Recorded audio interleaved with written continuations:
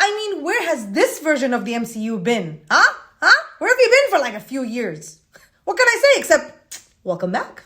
Hi, and welcome to Raz Reviews. Today, I'm going to be reviewing Thunderbolts. So this movie is basically the MCU version of Suicide Squad. Like a group of ragtag villains, anti-heroes, just overall unlikable characters come together and decide to do some good.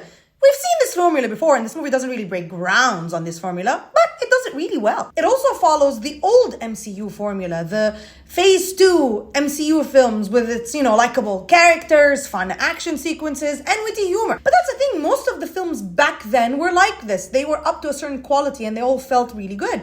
This movie, back then, if it came out in like 2017, it wouldn't have stood out. But now, after we've been pummeled with films that really did not work and that were subpar, this feels like a fresh of breath air. And did I just say fresh of breath air? I can't even say it anymore.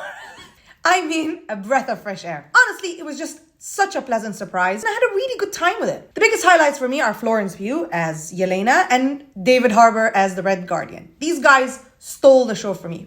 Florence Pugh is incredible. So of course, if she's going to play somebody like Yelena, it's going to be awesome. But also, the character of Yelena got a lot of development in this movie, and I really connected with her and enjoyed her story. And I wouldn't be surprised if she becomes a fan favorite for a lot of people in the MCU. She's definitely become that for me. And of course, then there's David Harbour.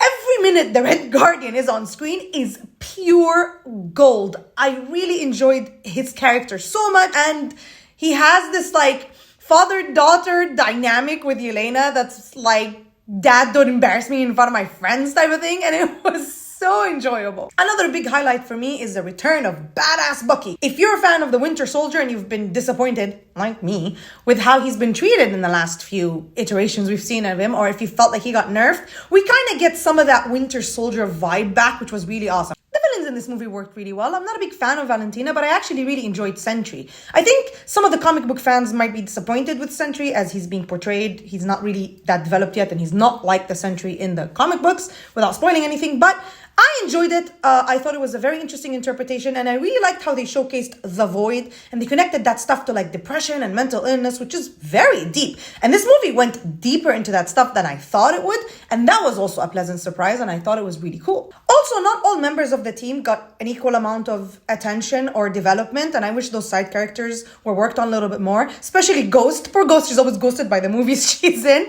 But overall, I really enjoyed this movie, and I had such a great time with it. I connected with the characters. I connected emotionally with it.